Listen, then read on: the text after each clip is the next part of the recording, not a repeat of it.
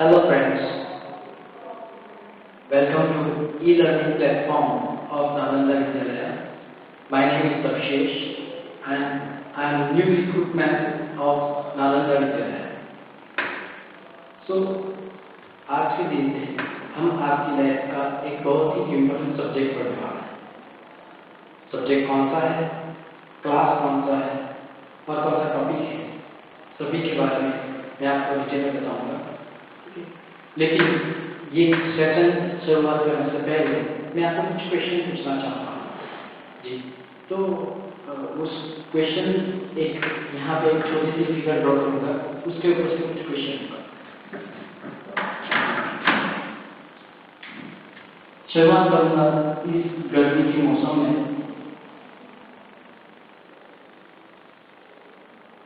Rain. सभी ने जो बारिश गिरती है वो देखी होगी, कैसी दिखती है। मैं यहाँ एक फोटोग्राफ फ्रेम में उसको ड्रॉ करने की कोशिश करूँगा कि ये सारे जो बूंद हैं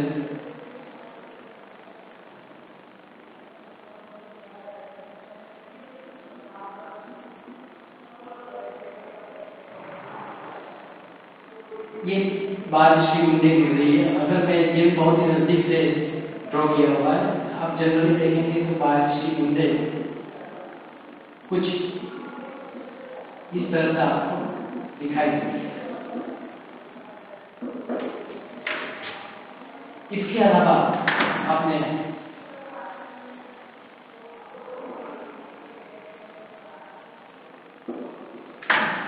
रात के दरमियान अगर आसमान में देखा होगा तो बहुत सारे ऐसे स्टार्स होते हैं जो चमचमाते हैं सितारे।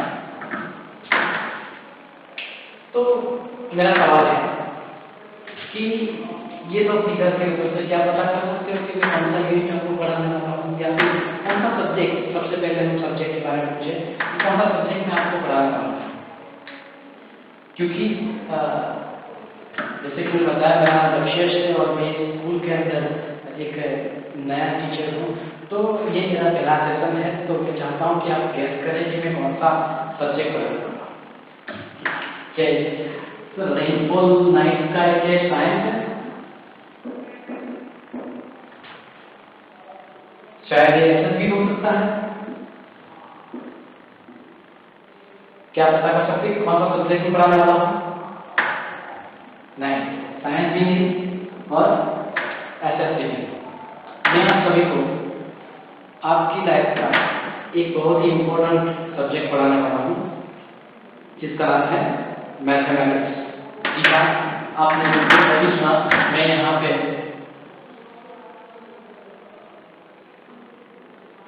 मैथमेटिक्स पढ़ाऊंगा। बहुत ही आसान सब्जेक्ट है और आपको बहुत ही मजा आएगा। तो सर कौन सी क्लास में आप मैथमेटिक्स पढ़ाएंगे? फिलहाल ये क्लास जो है वो स्टैंडर्ड 9 सभी को बताई है,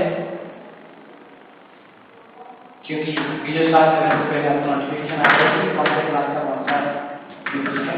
तो फिलहाल ये क्लास 9 का मैथमेटिक्स अभी सेशन लेने वाला हूँ। उसके साथ साथ क्लास 8 के अंदर भी मैथमेटिक्स लेने वाला हूँ। तो सभी नाइट का आपने ड्रॉ किया, ये रेनफॉल ड्रॉ किया, ठीक है। कौन सा यूनिट पढ़ाने वाले हो? ठीक है। तो आप देखेंगे दोनों के अंदर एक कॉमन है, जियोमेट्रिकल फिगर बन के आती है, ब्रॉड लाइन स्ट्रक्चर जिसे हम कहते हैं पॉइंट। तो सर पॉइंट जियोमेट्रिकल फिगर, तो ऐसे बहुत सारे जियोमेट्रिकल फिगर के यूनिट हमारे 900 में है। तो मैं आपको बता दूं कि हम यहाँ पे 6 नंबर का यूनिट जो है वो कंसीडर करने वाले हैं, जिसका नाम है 9th and angles.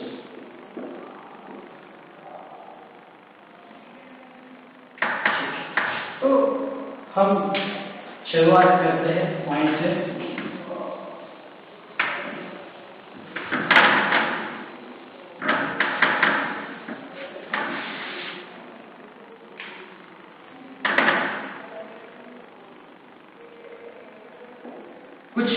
Basic terms हैं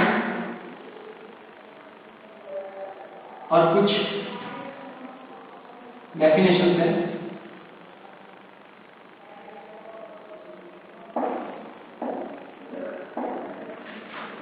वो सारे बेसिक टर्म्स और डेफिनेशन हम पहले पढ़ चुके हैं, लेकिन फिर भी एक बार और हम यहाँ पे उसको रिवाइज करेंगे।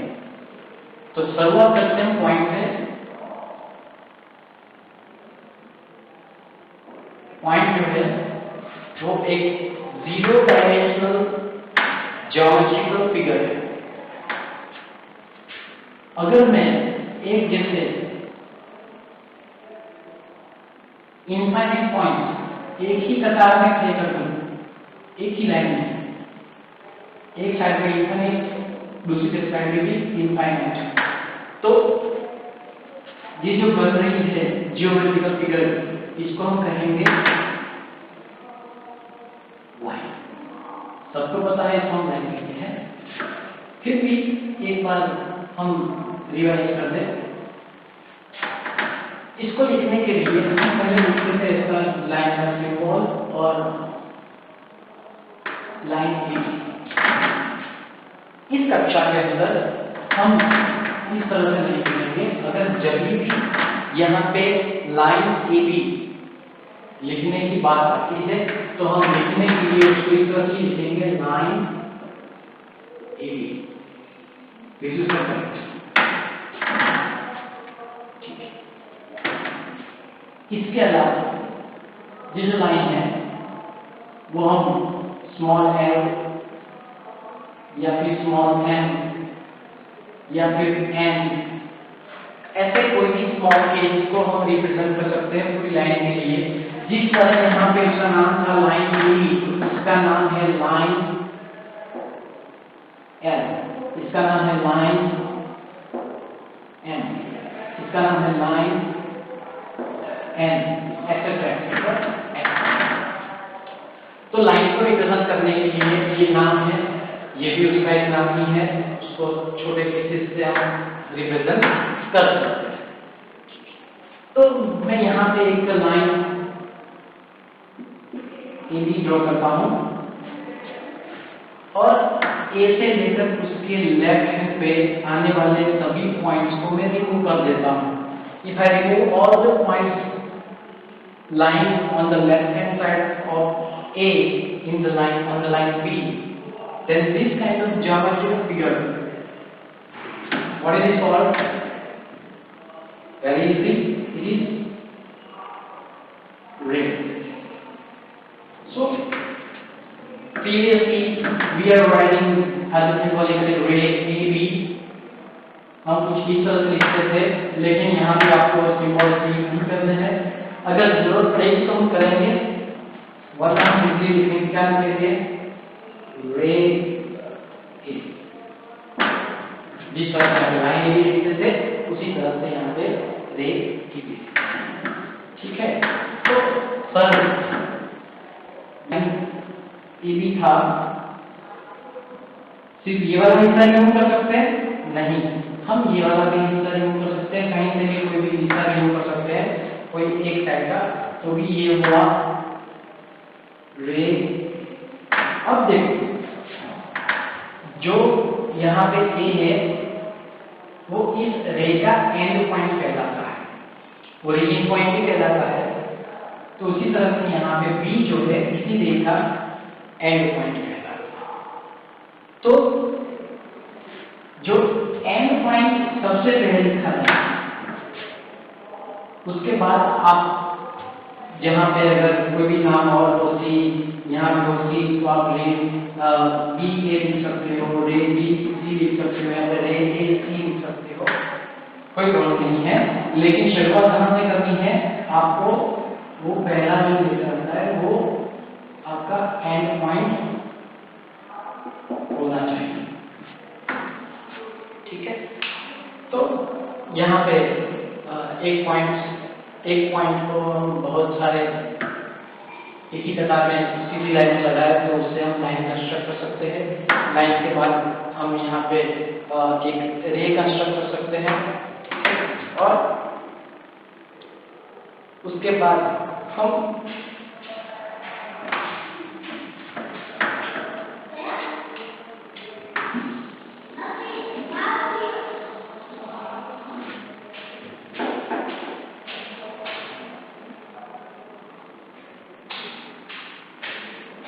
इसी लाइन को मैंने दूसरी बार ड्रॉ किया है और दोनों साइड ए से लेफ्ट हैंड साइड, बी से भी left hand right hand side, sorry B से राइट हैंड साइड पूरा हिस्सा निकाल दो, ए से लेफ्ट हैंड साइड पूरा हिस्सा निकाल दो। ये क्या बन जाता है,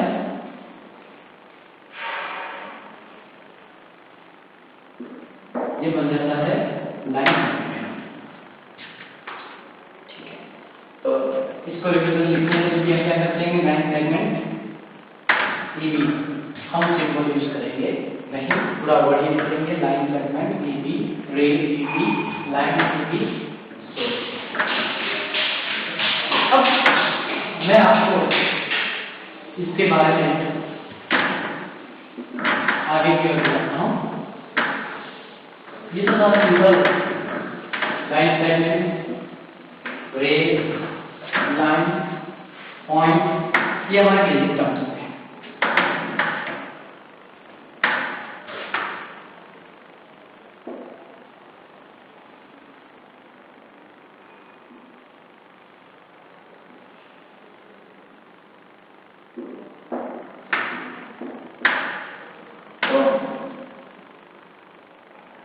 लाइन जो है उसके पास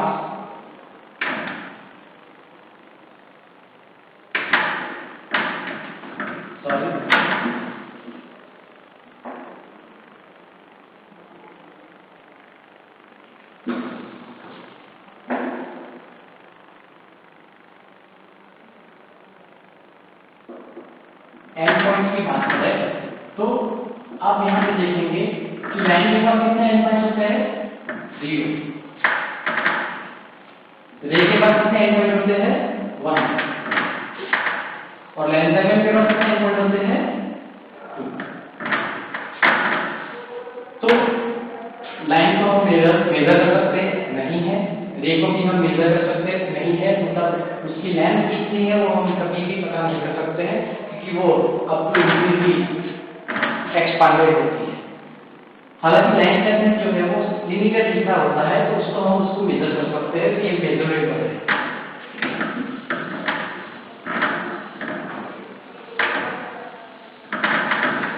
अब लाइन की बात चल रही है तो एक और इसमें लिखा हूं, देखो यहाँ पे गौर से कि मैं यहाँ से एक लाइन जो है L, उसके ऊपर मैं 3 पॉइंट ले रहा हूँ A, B, C।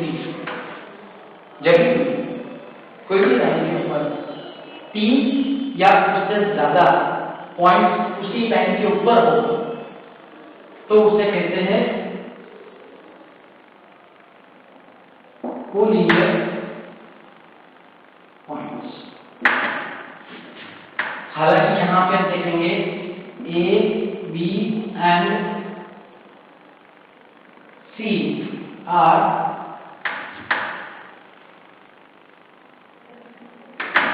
Collinear points.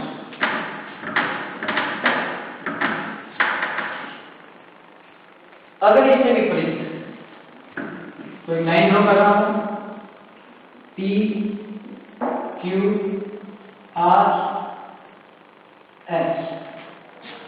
अब देखेंगे यहाँ पे P, Q, R, S इस 4 पॉइंट की बात करें so all these 4 points are not lying on the line M, so they are called non collinear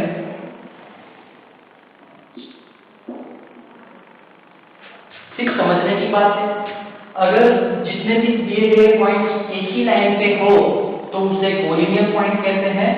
अगर सारे के सारे पॉइंट एक ही लाइन पे ना हो, दिए गए या पूछे गए, तो उसे कहते हैं नॉन कोलिनियर, उसे लीनियर पॉइंट भी कहा जाता है।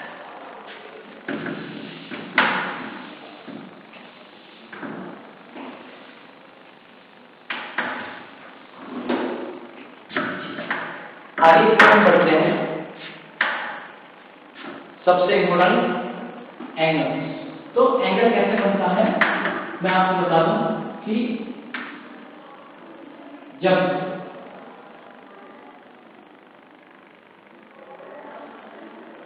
दो raise, when two rays, ray OH and ray, again I am sorry,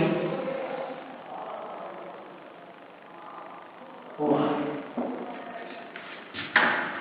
If you see, both rays are having the same end point. Basically, they are originated from the same point.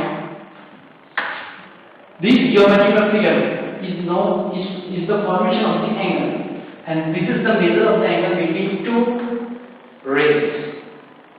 So these rays are also known as arm.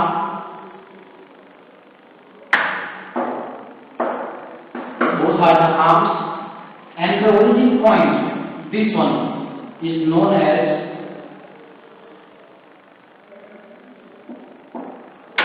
vertex. So this is just basic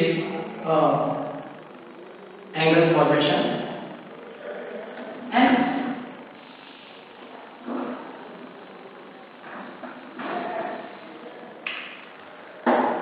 a point can form 360 degree. Angle must be between 0 degree to 360 degree. So on the basis of the measurement of the angles, there are few times we have defined. So I will go through that. You all know about the different types of angles with the different measurement. So let me take first example. Suppose कि मैं यहाँ पे एक angle draw करता हूँ जिसका measurement है x।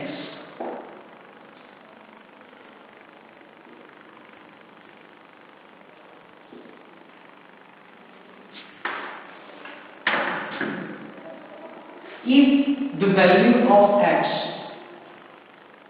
is greater than 0 but less than 90,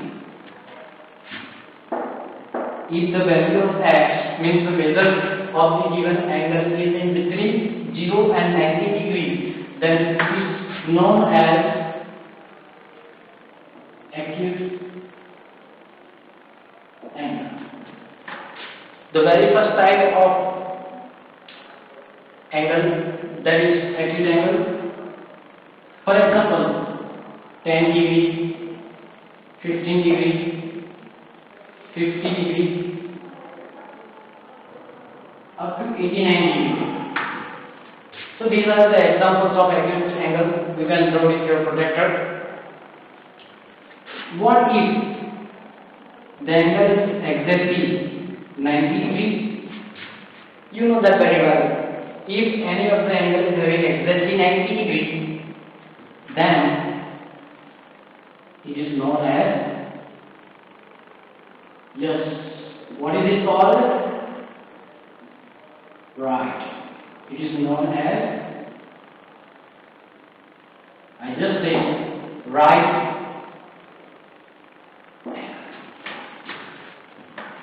So here, if the measure of the angle lies between 0 to 90 degree, then it is known as the acute angle. If it is exactly 90 degree, then it is known as the right angle. Now let me move ahead. What if the measure of angle is greater than 90 degree but less than 180 degree? So let me draw the example. It is more than 90 degree but less than 180 degree. So such kind of angles are known as obtuse angle. So, for example, 95 degree, 100 degree, 175 degree, they are the examples of the obtuse angle. Now, let me move ahead. Sir, is that possible? Any of the angle having exactly 180 degree? Yes. If what is x is equal to exactly 180 degree, let me give some examples on the board.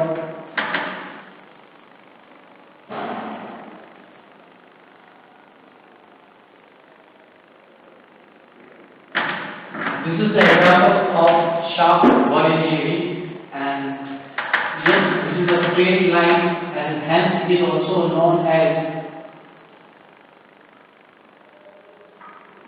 straight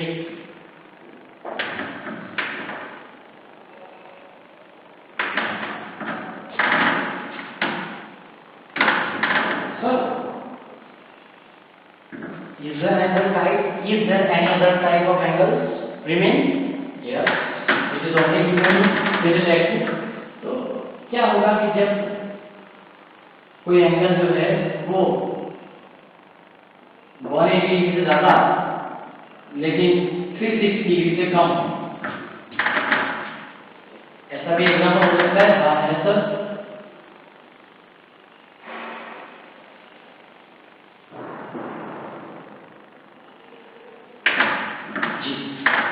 तो यहाँ पे जो angle में यहाँ पे major कर रहा हूँ उसका मेजरमेंट 180 डिग्री से ऑब्वियसली ज्यादा है और 360 डिग्री से कम है।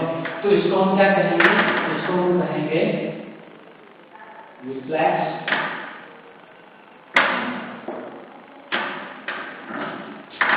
ये बहुत ही इंपॉर्टेंट टॉपिक है रिफ्लेक्स एंगल, क्योंकि उसके आपको 3 मार्क या 2 मार्क के अंदर रिफ्लेक्स एंगल को फाइंड करने के क्वेश्चन आ सकते हैं। ज्यादातर फिल द ब्लैंक या फिर एमसीक्यू में आपको ये क्वेश्चन पूछे जा सकते हैं कि किसी एंगल का रिफ्लेक्स एंगल फाइंड करें। वो किस तरह से फाइंड करना है वो जब क्वेश्चन पूछा जाएगा अगले सेशन में, एक्सरसाइज में ही ये सेशन में आपको बताया जाएगा कि रिफ्लेक्स एंगल। ये सारी जानकारियां आपके टेक्स्ट बुक के अंदर है। आपको फेसबुक के अंदर या नोटबुक के अंदर अभी फिलहाल कुछ कॉपी नहीं करना है। जो चीज आपको कॉपी करनी है मैं आपको बताऊंगा, वही आपको नोट डाउन करनी है। ये सारी जानकारी आपको पहले से पता है, बस ये रिवाइंड चल रहा है, आप प्रिपेयर करके ध्यान दें। सर इसके अलावा कोई एंगल रह गए? हम देखेंगे यहाँ पे 90 डिग्री था, यहाँ पे 180 डिग्री है, तो क्या पॉसिबल है x is equal to exactly 0 degree? हाँ है। तो उसका नाम क्या है सर? उसको कहते हैं जीरो एंगल, या टेक्स्ट में नहीं है फिर भी this is the geometrical figure of zero degree. इसके अलावा दूसरा क्वेश्चन, क्या x is equal to exactly 360 degree भी पॉसिबल है सर? हाँ है। तो उसका नाम क्या है सर बताओ कि उसे कहते हैं कंप्लीट एंगल। ये भी उसकी ज्योमेट्रिकल फिगर रिप्रेजेंट करती है। ये 0 डिग्री, ये 360 degree, that is the complete angle. ये तो आपकी टेक्स्ट बुक में है, नहीं है, कोई फर्क नहीं पड़ता है। This is just for your time general ना।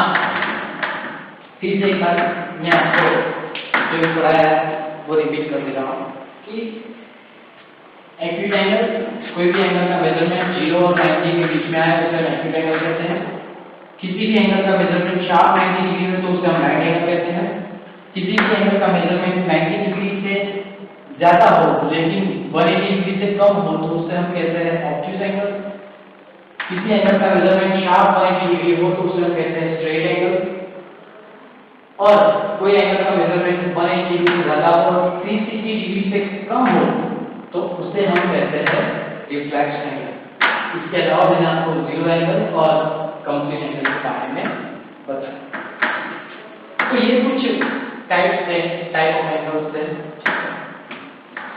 अब हम दो पैर के बारे में बात करेंगे। किसकी पैर पर? एंगल। तो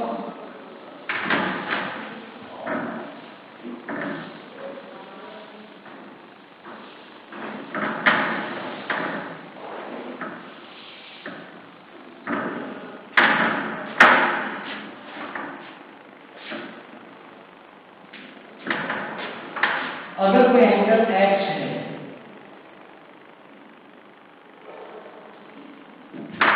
let me draw it.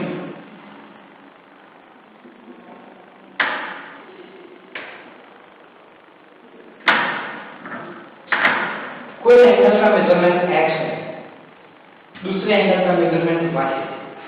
अगर इन दोनों का सम करें और एग्जैक्टली 90 डिग्री आए,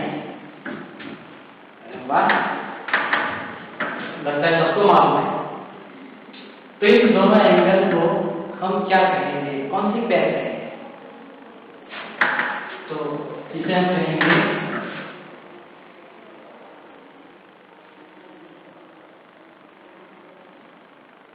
complementary.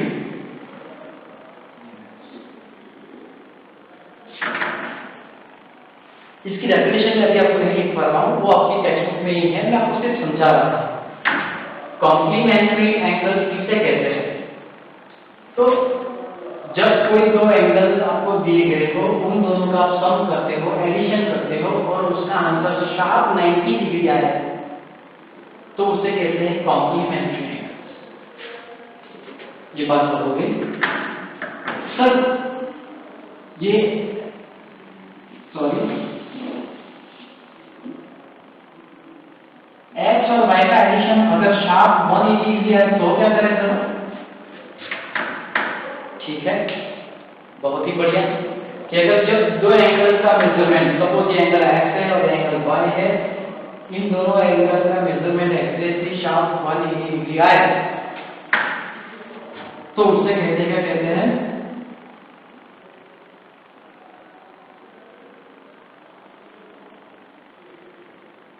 Supplementary.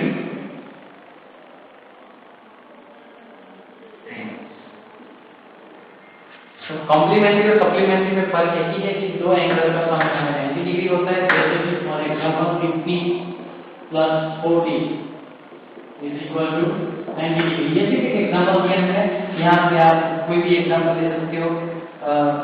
90 degree plus 90 degree that is equal to, दूसरा एग्जांपल हो सकता है 100 plus 90, sorry 100 plus 80 is equal to 180। तो एग्जांपल की कमी नहीं है, लेकिन बस समझने की बात ये है कि दो एंगल का सम 90 डिग्री आए तो उसे कॉम्प्लीमेंट्री कहते हैं, और दो एंगल का सम अगर सब 180 डिग्री आए तो उसे हम कहते हैं सप्लीमेंट्री एंगल। ठीक है, ये भी आपकी टेक्स्ट बुक में है और आप प्रीवियस क्लासेस में पढ़ भी चुके हो, उसके लिए इसके अंदर डिटेल में जाने की और एग्जांपल देने की जरूरत नहीं है। आगे की ओर बढ़ते हैं कि एक नए टाइप का एंगल आपको बताऊं।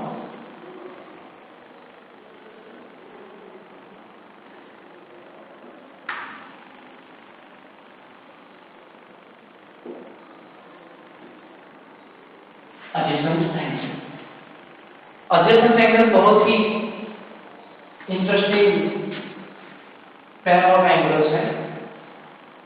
पड़ोसी जैसे कि हमारे नेबर यानी पड़ोसी होते हैं, इस तरह से यहाँ पे ये एंगल बनाया है और एक दूसरा एंगल बना रहे हो। यहाँ पे ये एंगल 1 है और ये एंगल 2 है। तो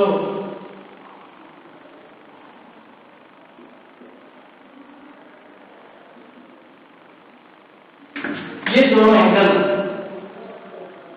उसके अगर हम कंपैरिजन करेंगे तो इसका एक आर्म OB, ये जो आर्म है, ठीक है, वो एग्जैक्टली सेम है, मतलब क्या एक ही है। मैं दूसरा एक एग्जांपल ड्रॉ करता हूं।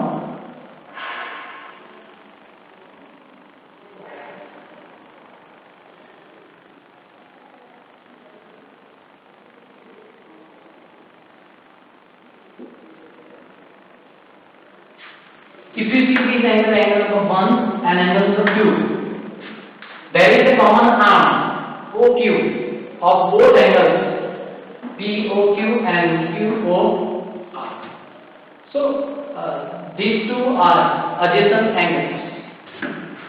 Angle POQ, that is angle 1, and angle ROQ,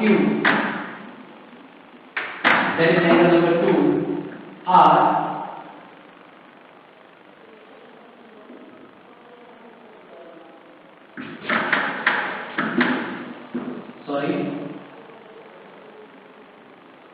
adjacent angles. So ये पांच वाले हैं, ये पड़ोसी है, नया आया है। आपको लिखना भी है, किस तरह से लिखना है वो मैं आपको अगले सेशन के अंदर बताऊंगा, और कैसे लिखना है, टेक्स्ट बुक में से लिखना है, कौन सी फिगर ड्रॉ करनी है, सारी इंफॉर्मेशन आपको मैं अगले सेशन में बताऊंगा। तो इस बात सिर्फ आपको यहाँ पे ध्यान देना है, और वो कौन सी बेसिक टर्म्स और डेफिनेशन है मैं आपको बता रहा हूँ, उसके ऊपर ध्यान देना है। तो ये था हमारा सेशन है।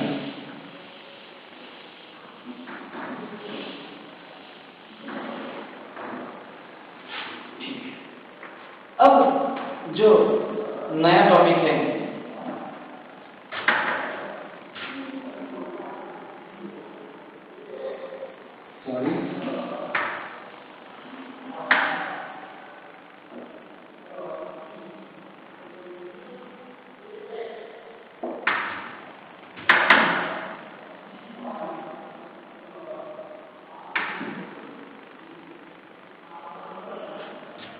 लीनियर पेयर ऑफ एंगल, या फिर आप उसको कह सकते हैं कि पेयर ऑफ लीनियर एंगल। अब ये सब पेयर ऑफ लीनियर एंगल क्या कहलाता है? तो सबसे पहले कि इसके लिए हमें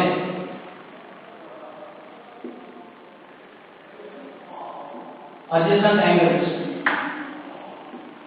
होने जरूरी है।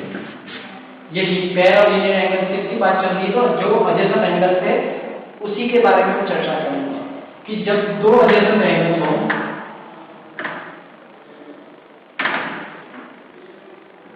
I am talking about two adjacent angles. This is angle 1 and this is angle 2. So if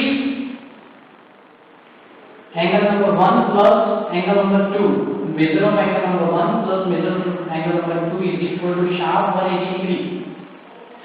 I am repeating कि जब दो एडजेसेंट एंगल्स का मेजरमेंट जब 180 डिग्री होता हो, स्पेशल में वर्ड बोल रहा हूँ, ध्यान से सुनिएगा, जब दो एडजेसेंट यानी पास वाले एंगल्स का मेजरमेंट, सम का मेजरमेंट 180 डिग्री हो, तो उसे हम कहते हैं पेयर ऑफ लीनियर एंगल्स, या फिर लीनियर एंगल्स भी कहते हैं हम उसे। तो फिर से कि दो पास वाले एंगल्स का सम 180 डिग्री होता हो, तो उसे हम कहते हैं पेयर ऑफ लीनियर एंगल्स। यहाँ पे लाइन बनती है।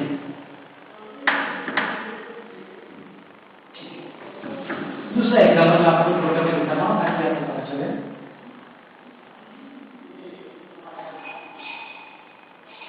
ये एंगल 1 और ये एंगल 2, ए ओ बी सी। तब देखेंगे non common arms, adjacent angle जिसका सम 180 डिग्री होगा उसे कहते हैं लीनियर पेयर, क्योंकि यहाँ पे जो ए ओ बी जो है वो एक क्या बनाते हैं, स्ट्रेट लाइन बनाते हैं। क्या बनाते हैं? स्ट्रेट लाइन, इसलिए उसे कहते हैं लीनियर पेयर ऑफ लीनियर। अब इन दोनों का सम जो है 180 डिग्री होता है, तो ये सप्लीमेंट्री भी हुए, उसके बारे में हम बाद में चर्चा करेंगे।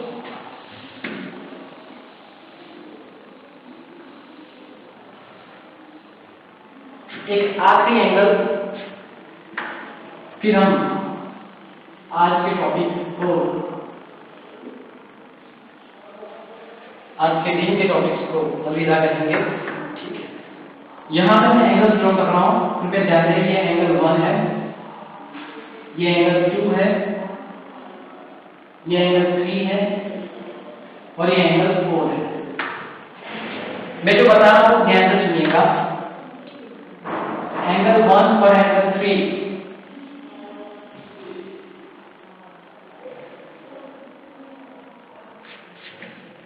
एंगल 4 एंड एंगल 2, यानी कि एंगल 2 एंड एंगल 4, ये जो दो पैर बनी है, angle 1 and angle 3, angle 2 and angle 4, यहाँ पर दिख रहे हैं, ये एक दूसरे के सामने सामने है, आप देखेंगे। तो इसीलिए उनको कहते हैं, क्या कहते हैं, पैर ऑफ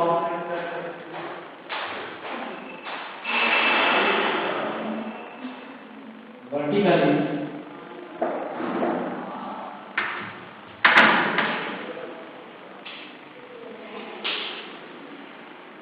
ऑपोजिट। फिर से कर रहा हूं कि देखेंगे आप एंगल 4 और 2 एक दूसरे के सामने सामने है, एंगल 1 और 3 वो भी एक दूसरे के सामने सामने है, इसीलिए उनको पैर और वर्टिकली ऑपोजिट एंगल कहा जाता है। और वो इक्वल होते हैं, उसका एक थ्योरम है, बहुत ही इंपॉर्टेंट थ्योरम है, अप्रोक्सीमेटली 4 to 3 मार्क्स में वो पूछा जा सकता है, तो उसके बारे में भी हम आगे चर्चा करेंगे। तो फिलहाल आज के दिन के लिए बस इतना ही। अगले सेशन में हम कुछ और एक्शन्स, कुछ और थ्योरम्स लेके आएंगे, एक एक्सरसाइज पढ़ेंगे। तब तक के लिए थैंक यू वेरी मच, नमस्ते।